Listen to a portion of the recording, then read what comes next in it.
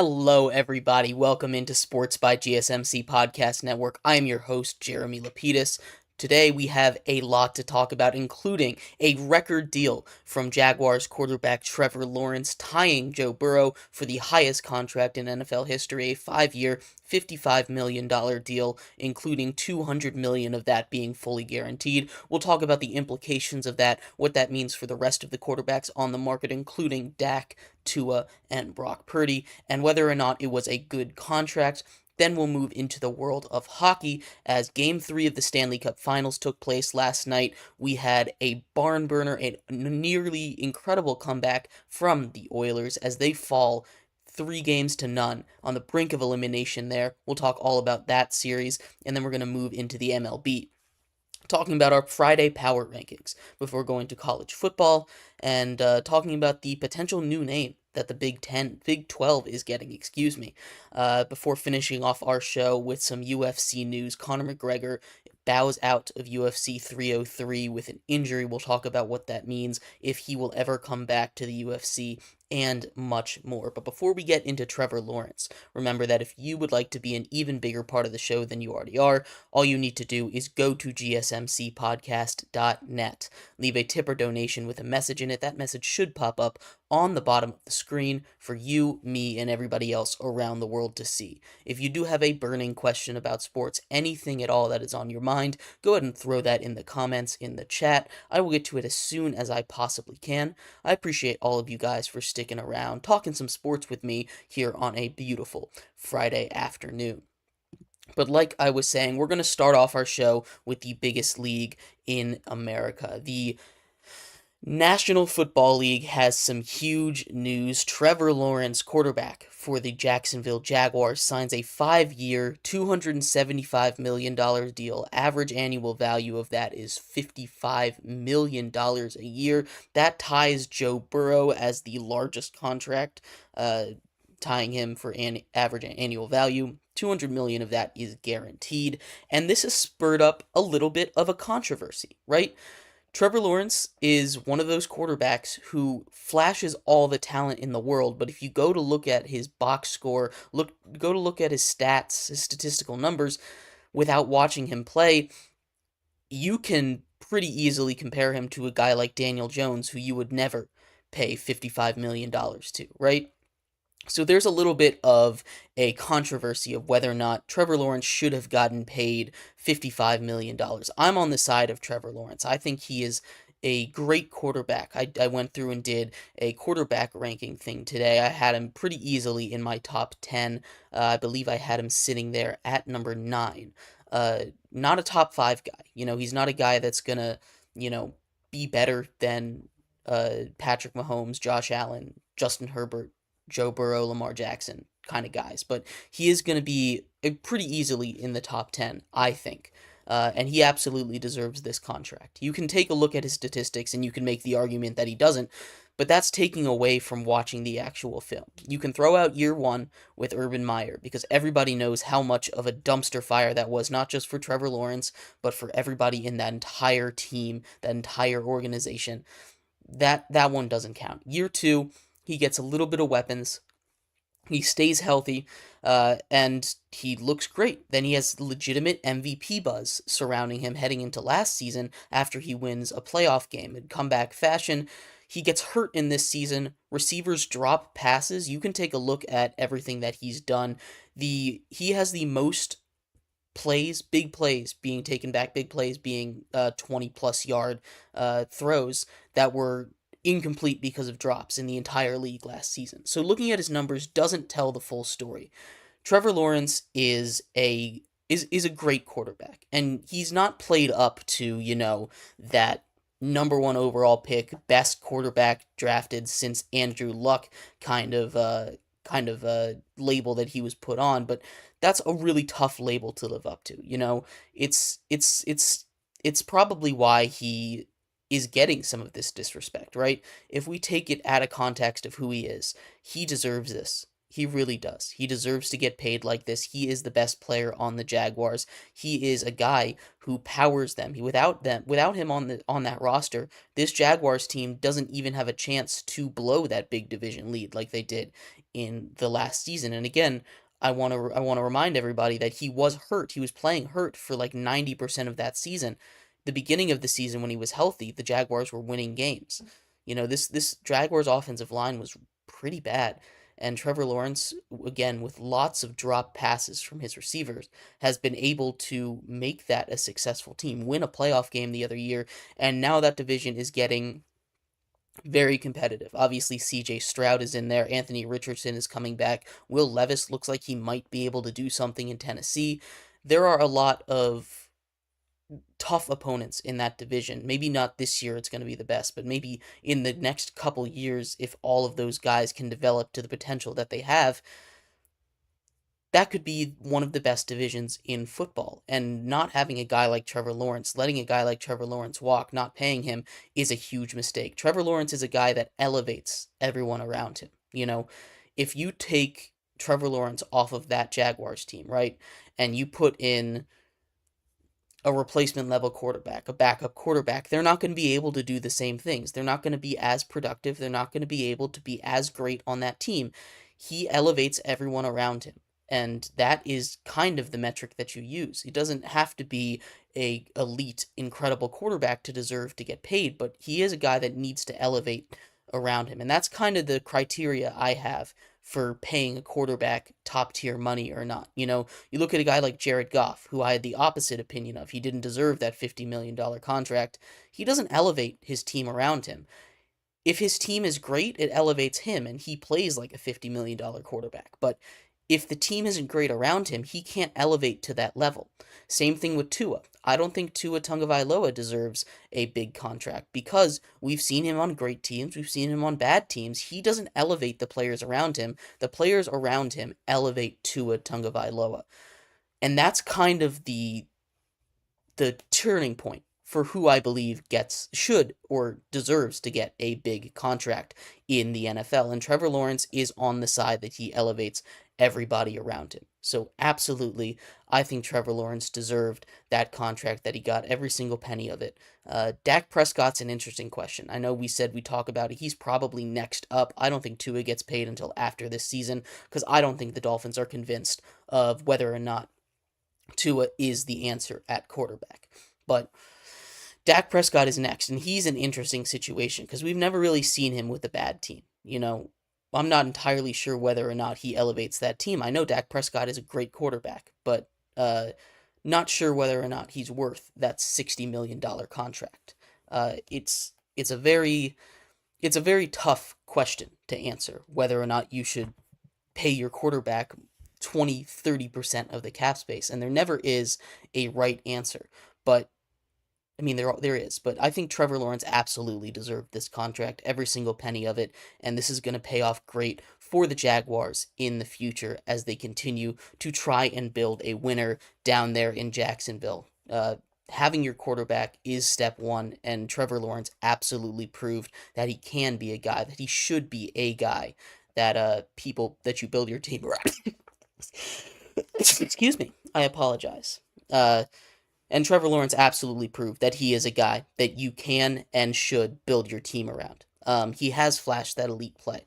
If his receivers and weapons would stop dropping passes, he would be an even more elite player. And the stats would reflect what he really does on the field so well.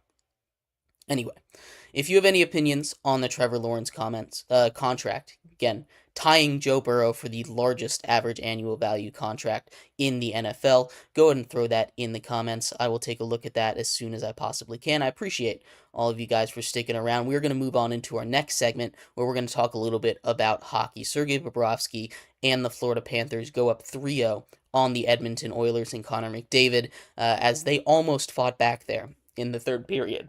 So stick around for that. We'll be right back here on Sports by GSMC Podcast Network. I feel like I'm losing my mind.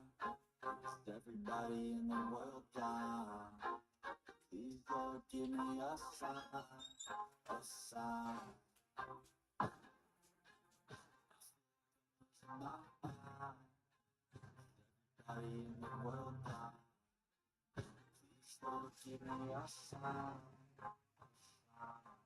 wanna be the greatest. Everybody on the face shit. I look around, I feel like everybody is the fakest. I make this every day and I'm impatient. Hoping one day I blow up in the basement. The top is so vacant. I don't need shit that I think is amazing. Waiting for my day when I'm playing. Sold out shows for 1,000 faces. Hey, hit my way into be put down. It ain't replaced all this my time. That shit that I'll get it right now. I'm losing it, the news that fits, I'm losing shit. A stupid myth. You choose to live, and choose to dip. You choose to fight, to lose your grip and lose a gift. Oh.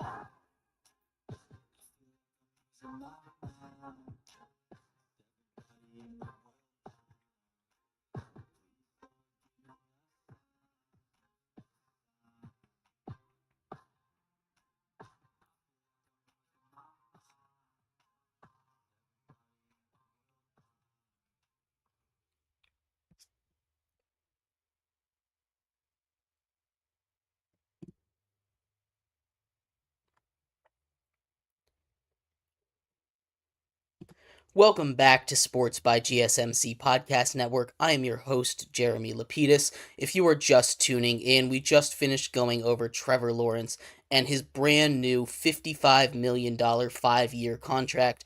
$200 million of that is guaranteed, total of $275 million. That is a lot of money well spent in my opinion. In this segment, though, we are going to move out of the world of the NFL, talk a little bit about some NHL as we hit Game 3 of the NHL Stanley Cup Finals. The Panthers versus the Oilers. The Panthers take a 3-0 series lead behind Sergei Bobrovsky as the Oilers make a mad dash to come back in that third period, fall just short, losing that game 4-3. We'll talk about that, everything that went through in that game, and what we can expect as the series is on the brink of ending.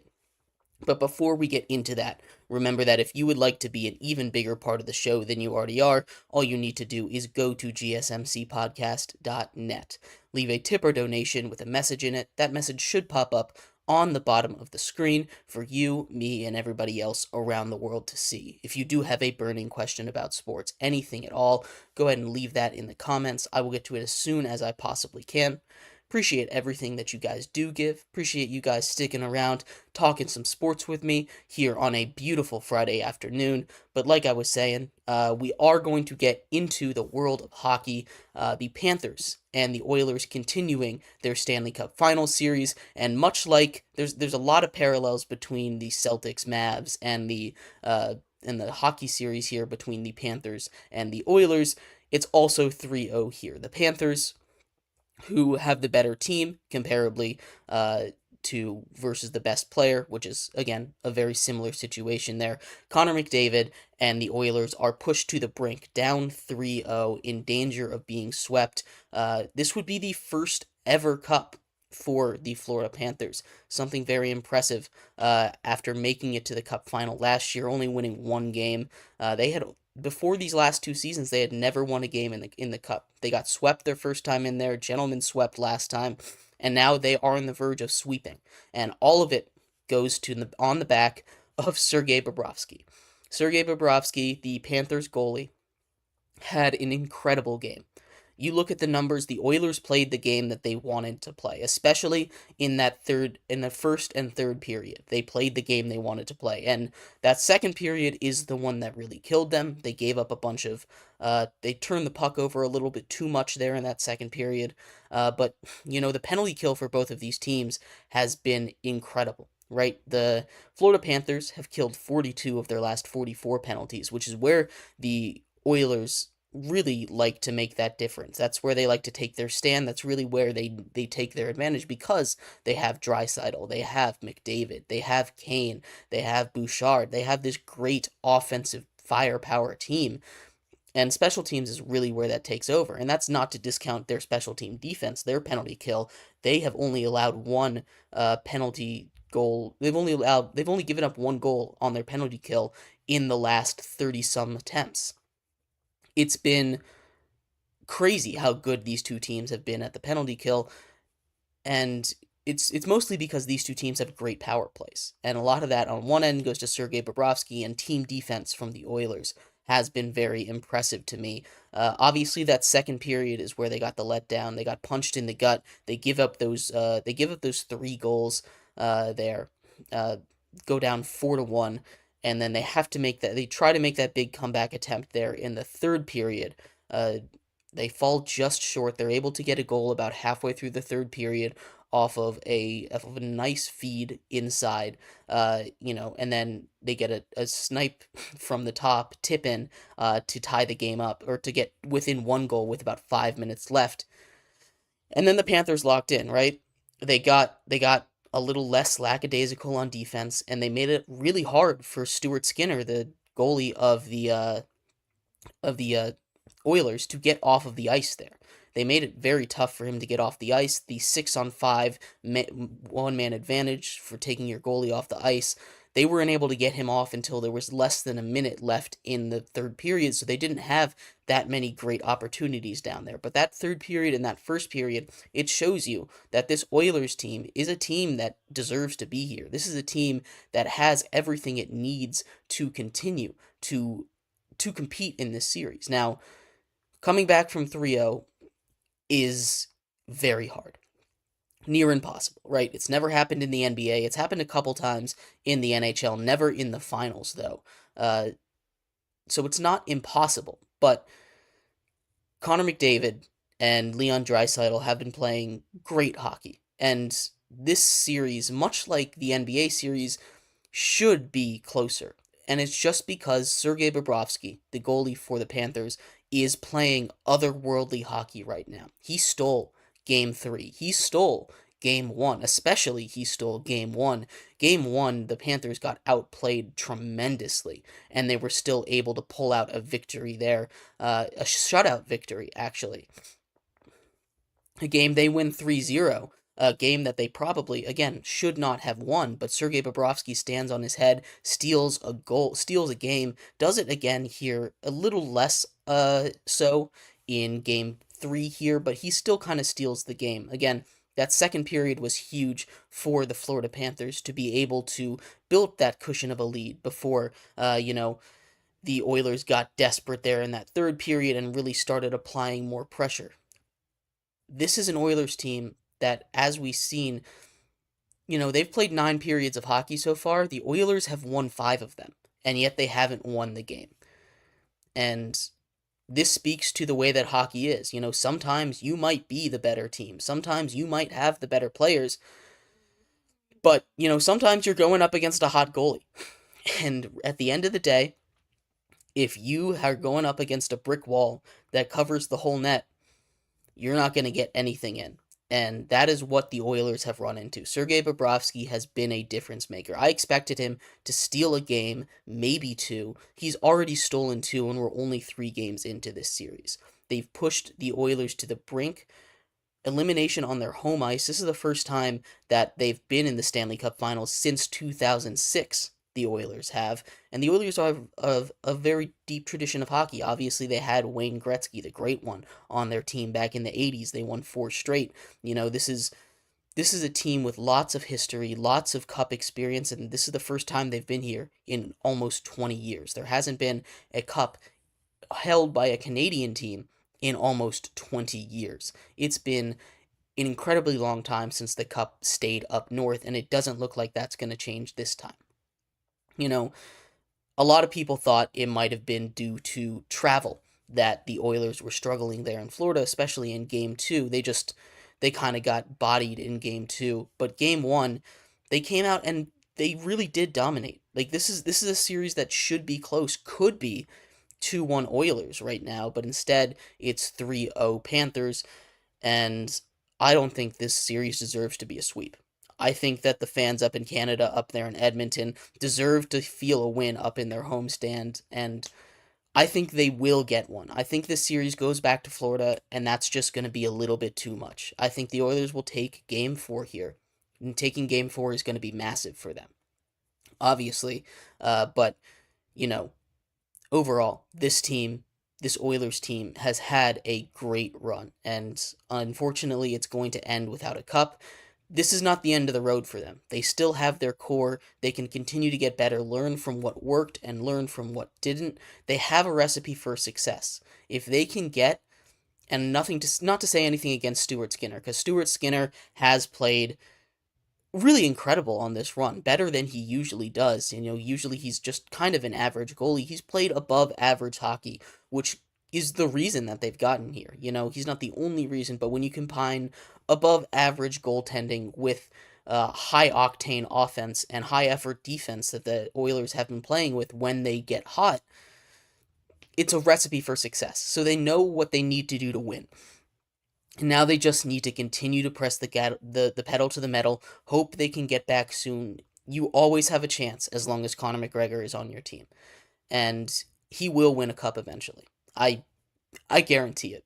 Conor McGregor will win a cup at some point in his career. He's too talented of a player to not win a cup. Whether that's with the Oilers, whether that's with Edmonton, or whether that's with some other team a couple years down the line, he's going to get a cup. This just isn't the year, unfortunately. They ran into a Florida team that was hungry after coming off a loss in the Stanley Cup Finals last year, and Florida is going to host its first cup in its franchise history. So again, it's not over yet. I still think that the Oilers will win Game 4, send the Florida Panthers back to Game 5 in Florida, in Sunrise, Florida, and we'll see what happens there.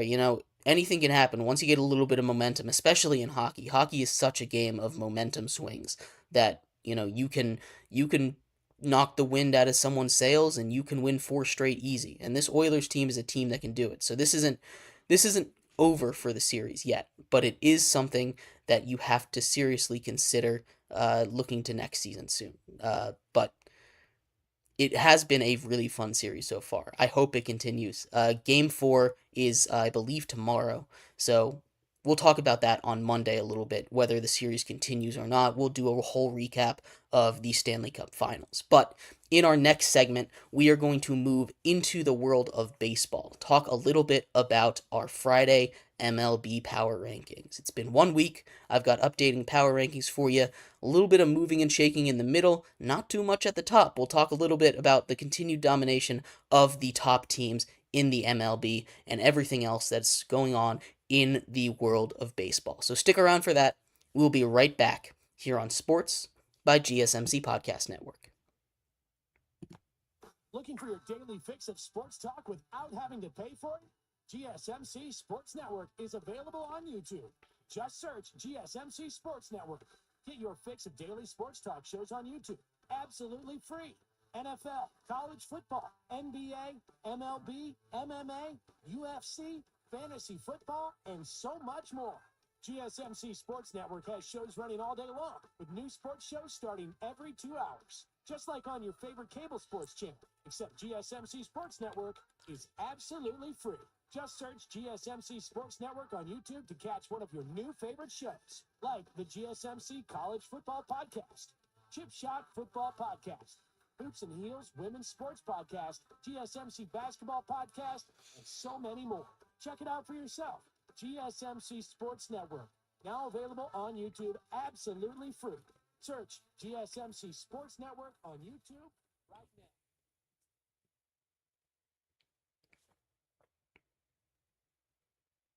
Welcome back to Sports by GSMC Podcast Network. I am your host, Jeremy Lapidus. If you are just tuning in, we just finished talking about the Panthers pushing the Oilers to a 3-0 series deficit on the brink of holding their first ever Stanley Cup as a franchise. And in our first segment, we talked a little bit about Trevor Lawrence getting a brand new 5-year, $275 million deal, tying Joe Burrow for the biggest contract in the NFL currently by average annual value. In this segment, we are going to talk a little bit about some baseball. Talk about the MLB Power Rankings. It is Friday. We have to do our power rankings here. Last week, not too much between last week and this week. Not too much has changed at the top or the bottom. We'll talk about the continued domination of some of these great teams at the top. But before we get into that, remember that if you would like to be an even bigger part of the show than you already are, all you need to do is go to gsmcpodcast.net. leave a tip or donation with a message in it. That message should pop up on the bottom of the screen for you, me, and everybody else around the world to see. If you do have a burning question about sports, go ahead and leave that in the comments. I will get to it as soon as I possibly can. Appreciate all of you guys for sticking around, tuning in, and watching, talking some sports with me here on a beautiful Friday afternoon. Once again, that link is gsmcpodcast.net. But like I was saying, we are going to do a little bit of our MLB Power Rankings today. It's been a week. We got to do our Friday MLB Power Rankings and start at the top, right? As you see, there's not too many changes today from last week, especially around the top. We have the top 6 staying the same, no movement. And I know the Yankees lost Juan Soto for a little bit, and we saw them kind of struggle offensively without him, but they get him back. He only missed 3 games, and as long as they continue to win with him in the lineup and him and Aaron Judge are there, they're going to hold down that top spot because their pitching is elite right now, and they have maybe the 2 best hitters on the planet with them. If you At number 2, we still have the Phillies. Again, same kind of struggles with the bat. Not too much has changed. But we do have the Phillies at number 2 still, behind the Yankees. They're pitching. They're a very similar built team. The Yankees just have the offense working right now. Third, I have the Orioles. That lineup is deep. The pitching staff isn't quite as deep as these top 2 teams, which is why they're being docked just a couple spots here. But the Orioles are really good and definitely a contender as we continue to make our way through the season, almost 3 months in at this point. Fourth, the Dodgers. When you have a lineup as top heavy as them and as 3 MVPs at the top, Betts, Ohtani, Freeman at the top there, it's going to be really hard to beat. That starting rotation is really good. The only thing that kind of concerns me about them is that bottom of the lineup they still haven't figured out. When I made a trade this week, we'll see how it plays out. Kevin Biggio being traded from the Blue Jays. We'll see, again, how that plays out, but they're still at number 4 right now. Same thing with the Guardians. Jose Ramirez continues to drive so many runs in. So many runs in. He's on pace for almost 162 RBIs. I believe he's got 62 in 65 games. So he is on pace to basically have an RBI per game, which is insane. He's back to that RBI production that he had when the Guardians were really good just 2 seasons ago, and that's really good to see from a Guardians team. That's fun to watch when they're on. 6, we have the Brewers. They're doing it offensively. That's the thing. That's been their weakness, the pitching, even though they got rid of Corbin Burns, who's lighting it up for the Orioles. They've been able to stay solid without him, and the lineup is starting to hit. And that's been their weakness really every single season. That's kind of been what's holding them back. If the lineup continues to hit like this, they might be a sleeper team in the postseason. At 7, the Mariners, we have our first riser. They move up a spot. They continue to surge, get a bigger and bigger lead over the Rangers and the Astros in the AL West. You're getting some more production from Julio Rodriguez, who kind of started off the season slow. That pitching staff is really good. It's, again, that starting pitching staff is one of the best in the entire league.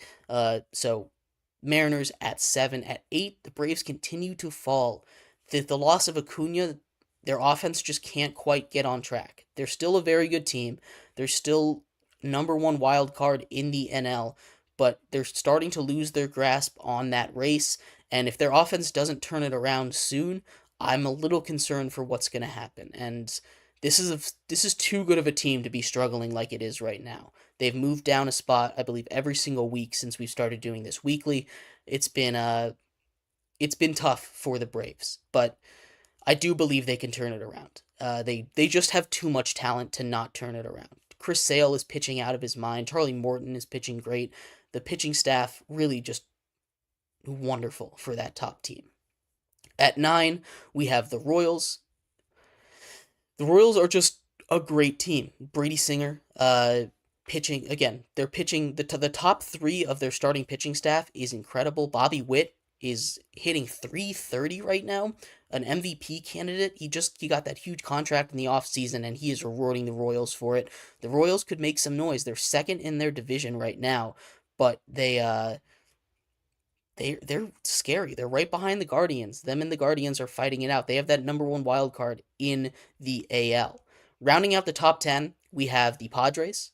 Once again, they started slow, but they have really ramped it up. Specifically, Fernando Tatis Jr.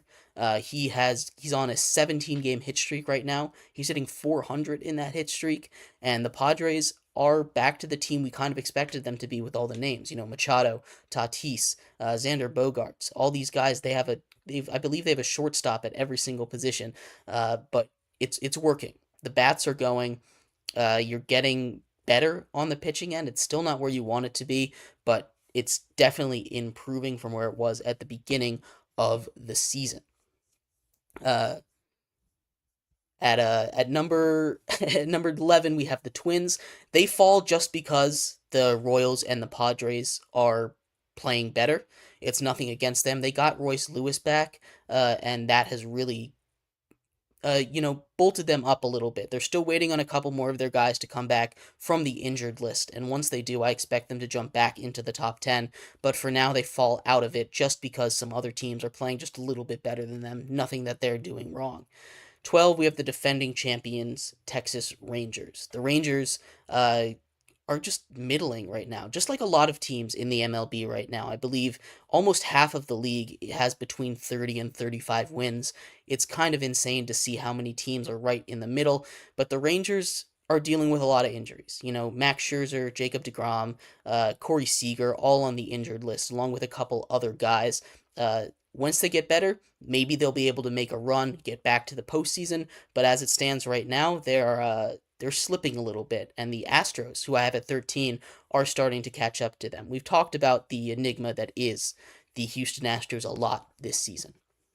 The Houston Astros are, on paper, one of the best teams. They've made it to the ALCS, AL Championship Series, like 7 years in a row or something like that, but none of their bats are clicking at the same time. Their pitching has been oft injured and not performing to the level that they expected to.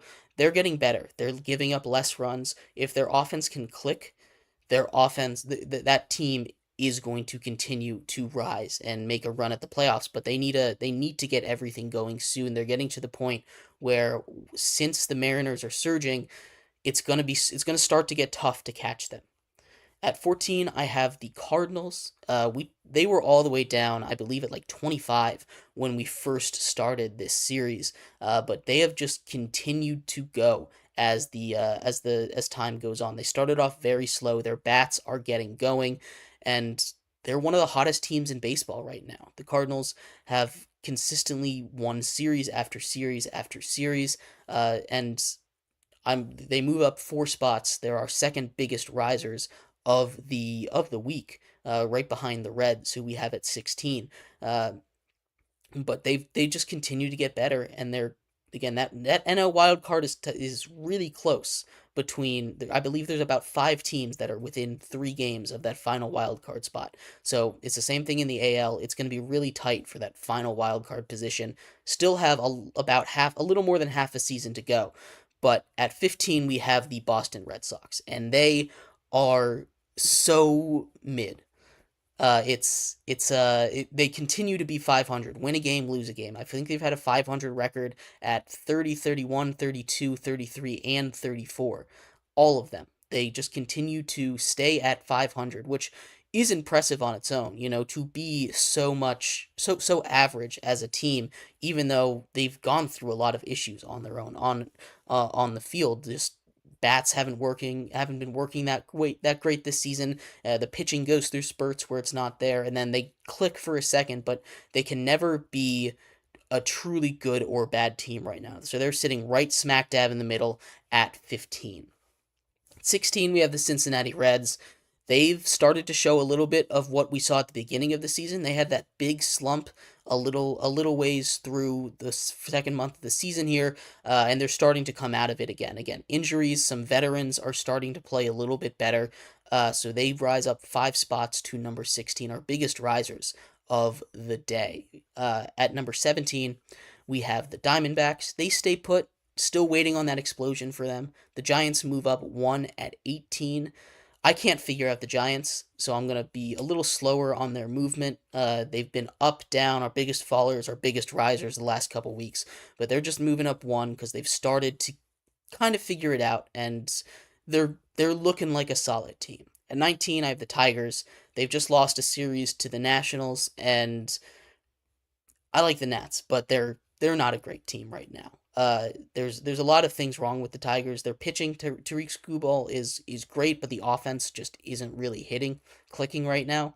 And I need to see a little bit more of that if I'm going to continue to move them up. The Cubs have been one of the worst teams in baseball since the first month of the season. They were on an 100 win pace. They were 18-11, and now they're on a 59 win pace. They've been the worst team. They've been the second worst team in baseball behind the White Sox just in the last couple months. And they're getting healthy again, so maybe they can turn it around. But for now, they fall 7 spots to number 20. The Rays here at 21, uh, they also just haven't quite clicked yet. They're another team that I'm waiting on. Them and the Diamondbacks are probably going to click at some point. They just haven't quite done it yet.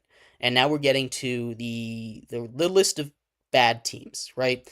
Pirates at 22, they continue to move up.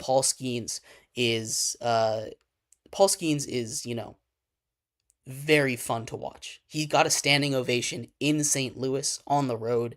That doesn't happen anywhere. But they move up a spot for Paul Skeens. The Nats move up 2 spots. They jump the Mets. They jump the Mets. Because they've won a couple series in a row. They're coming off. They've won 5 of their last 6 before.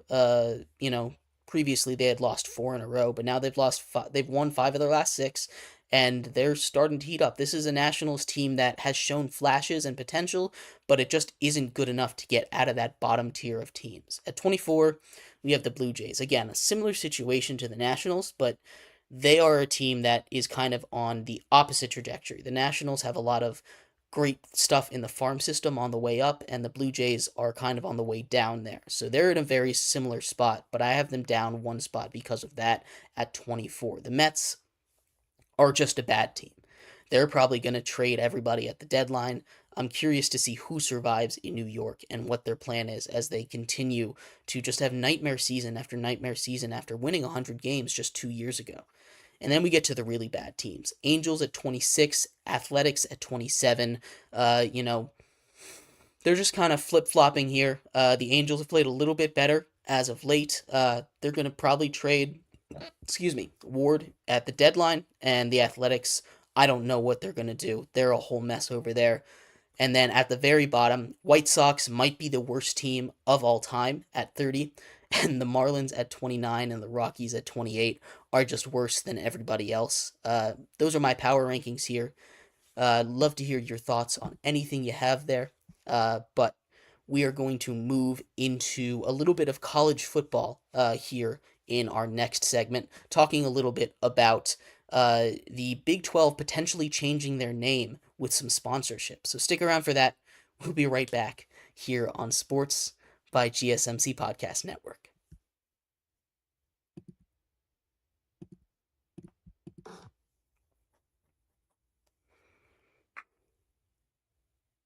For the best and latest podcasts available anywhere, go to the podcast app on your cell phone and type in GSMC to access free content-rich podcasts on health and wellness, book reviews, sports, entertainment, relationships, social media, movies, technology, finance, and even weird news. Subscribe and download the GSMC Podcast Network's family of shows, available everywhere podcasts are found.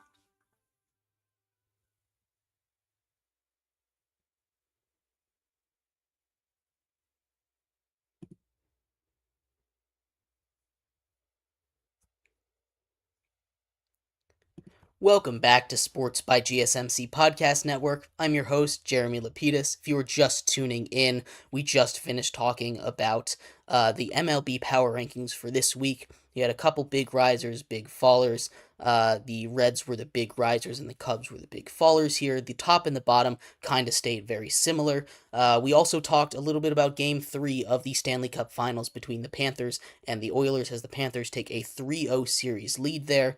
And first segment, we talked about Trevor Lawrence getting a brand new 5-year, $275 million deal to stay in Jacksonville, tying him for the biggest quarterback contract in the NFL currently with Joe Burrow, $55 million a year. In this segment, we are going to talk a little bit about the college football. There was some news coming out of college football today surrounding the Big 12, and obviously they've had a lot of big changes with NIL and stuff, but this is an interesting change that might be coming. The Big 12 is talking about changing their conference name with a sponsorship, and we'll talk about all of that in just a second and the impact of everything there. But before we do, remember that if you would like to be an even bigger part of the show than you already are, all you need to do is go to gsmcpodcast.net. Leave a tip or donation with a message in it. That message should pop up on the bottom of the screen for you, me, and everybody else around the world to see. If you have a burning question, go ahead and throw that in the comments. I will get to it as soon as I possibly can.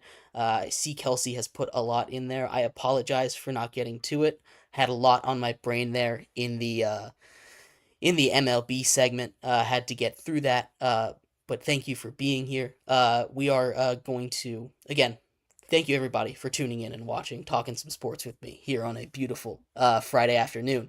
Once again, that link is GSMC Podcast Network. But we are going to move into a little bit of college football coverage, talking about the Big 12. There was an interesting report that came out today in the Big 12 that said they might be partnering up with Allstate, which is perfectly fine, but changing their name from the Big 12 to the Allstate 12, which is an interesting kind of byproduct of everything that's going on in college football here. Obviously, the reason that they're thinking of doing this is because now you can pay for now you can pay for players, basically. You can pay them a salary to NIL deals. You can pay them to come in and play for your program. But the Big 12 doesn't quite have enough as much money as the SEC and the Big 10, and they still want to compete. They have historically been a big football conference, but they don't have the same money anymore. Texas and Oklahoma have left. Their two big money makers, especially in the sport of football, have gone to the SEC. And now the Big 12 is kind of left scrambling. They don't have those two huge money programs in there anymore. So they're talking about switching to their name to the All-State 12, which in theory, it doesn't really matter, right? There's sponsorships for everything, right?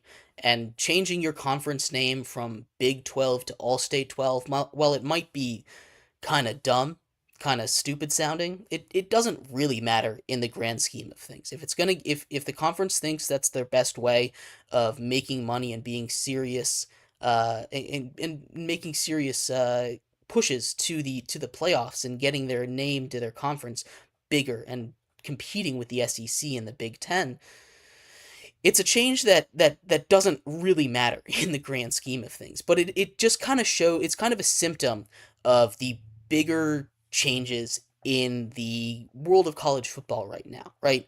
It's kind of showing the divide between the fight between the NCAA, the conferences, and how they're kind of pulling apart, right? The SEC and the Big 10 have so much negotiating power, especially in football, that the NCAA kind of just bows down to them, especially when they're talking about some playoff formats. When we were talking about playoff formats a couple months ago, there were ones where the Big 12 and where the Big 10 and the SEC would get two playoff spots, regardless immediately.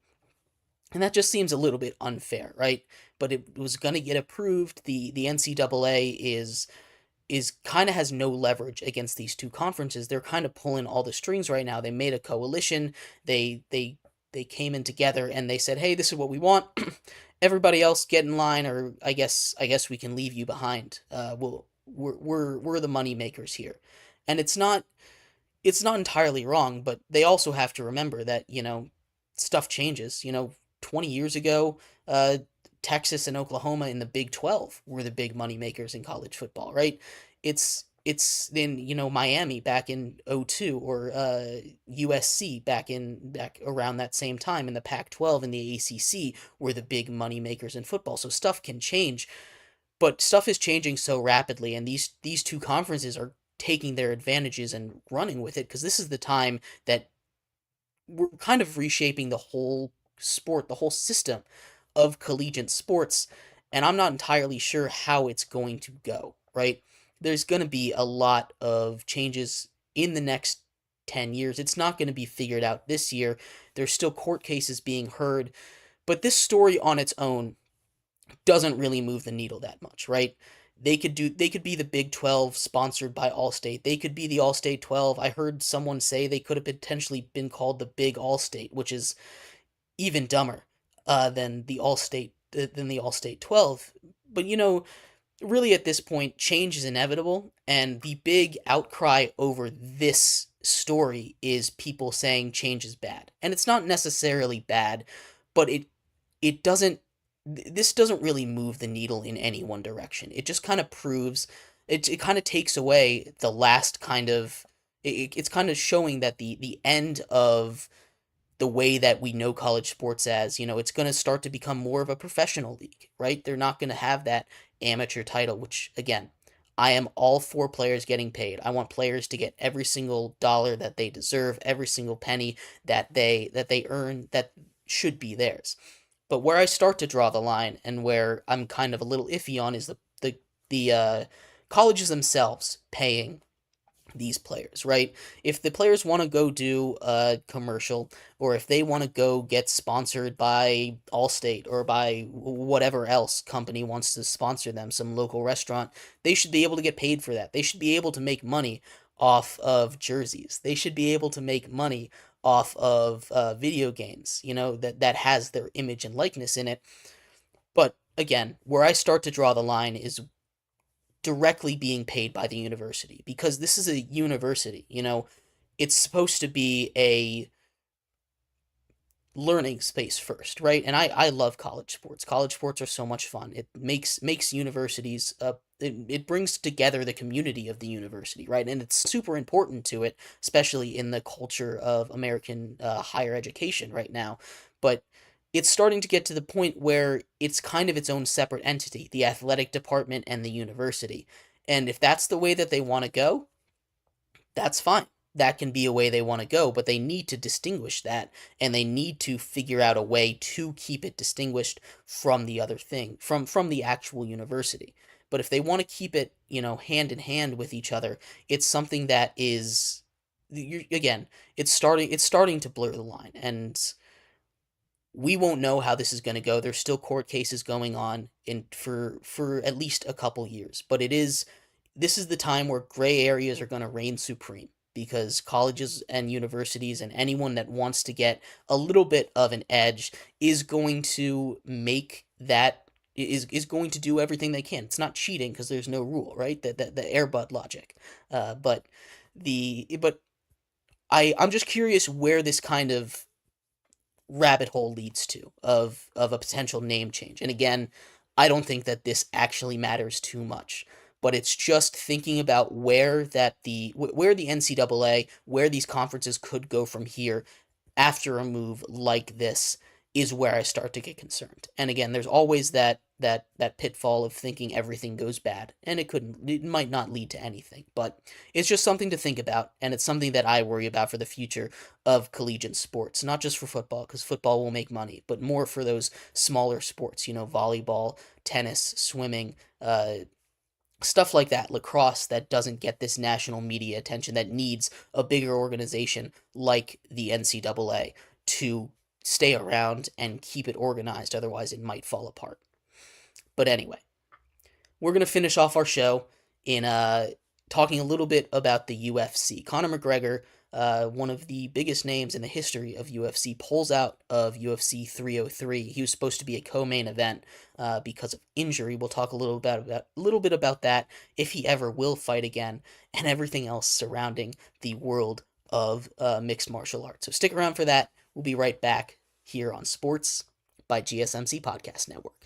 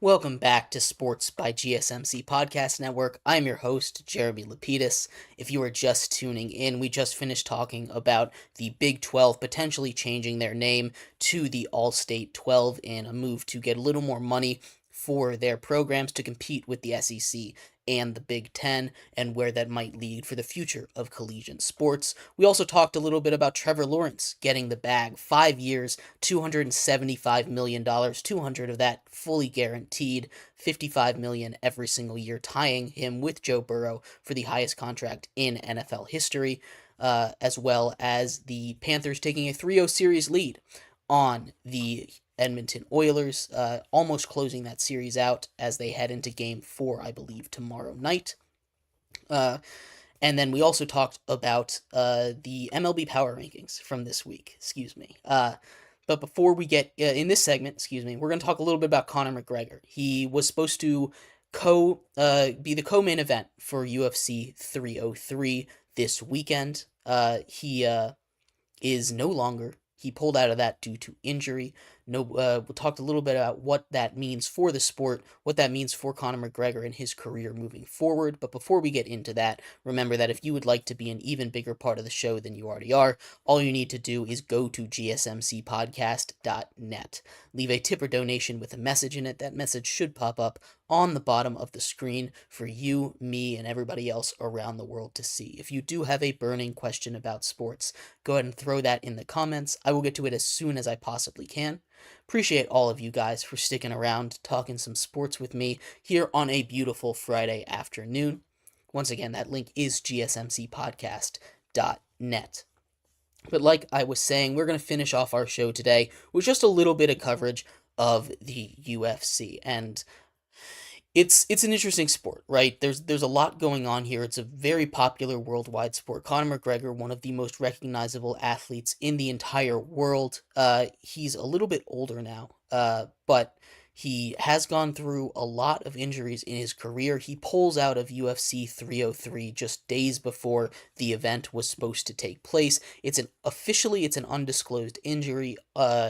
Unofficially, I've heard rumors that it was something with his leg. He had a leg injury that was that he had in a previous match, and it might have been something to do with that. The titanium bar that was in his leg might have had something wrong with it. Again, none of that is confirmed. That's just the rumors that I've been hearing. but he pulls out due to injury. The new 303 headline is going to be the light heavyweight title between Jiri Prochazka and Alex Pereira. Uh, you know, there's different people that have been looking to uh, replace him, but the new co-main event is going to be a featherweight bout between Diego Lopez and Brian Ortega. You know, McGregor is 35 now. He's taken a couple years off of the UFC and fighting a couple of times, but he's getting a little old, a little out there, and he's still a legendary name. When you hear a Conor McGregor fight is happening, it's kind of it's almost must watch, especially if for fighting fans here. But he is getting a little older. The question might be that is he going to fight again? And he has had a legendary career here. He's 22-6. We don't know if the fight with Chandler, that was the Michael Chandler that was supposed to happen, is going to be rescheduled, because McGregor is 35, Chandler is 38, so it's not a guarantee that either of these guys will fight again. Now, do I think that this is it for McGregor? I don't think so. I think he'll come back at some point. I believe he'll come back and uh, have at least one more fight. He seems like he's got a little more in him. He did take a couple years. He took a break, a pretty big break a couple years ago, and seems like he had that much needed time off and is ready to go a little longer. But again, fighting is not an easy sport. He's 35. He's getting up to the upper range of what you want to push your body through in this. As you get older, it's harder for your body to heal these injuries, and this is the contact sport, right? The goal is to hurt the other person, make sure that they submit, can't get back up, right? So it is tougher for some of these older guys to come in and fight, and there's a lot of different people that have said they want to come in and replace him, but McGregor is probably not done fighting. But unfortunate that he has to pull out due to injury. Was looking forward to that match. I believe he'll fight again, but we just don't exactly know what is going on with him. Again, there has been no official announcement of Conor McGregor being of what the injury was from Conor McGregor. So don't want to speculate too much on that. But hopefully we get to see him back soon in the ring. It's always electric when we get to see a guy like that fight. But anyway, that's all I had for that. Nice quick little segment to end off our show here today. But thank you everybody so much for tuning in today to talk some sports with me here on Sports by GSMC Podcast Network. Hope everybody has a great weekend. Happy Father's Day to everybody that is watching. I will see you back on Monday. We'll talk some Stanley Cup. We'll talk some NBA Finals. Maybe both of those series will be over by then. So we'll talk about everything that happens over the weekend and more. I will see you on Monday. You all have a great weekend. Bye-bye.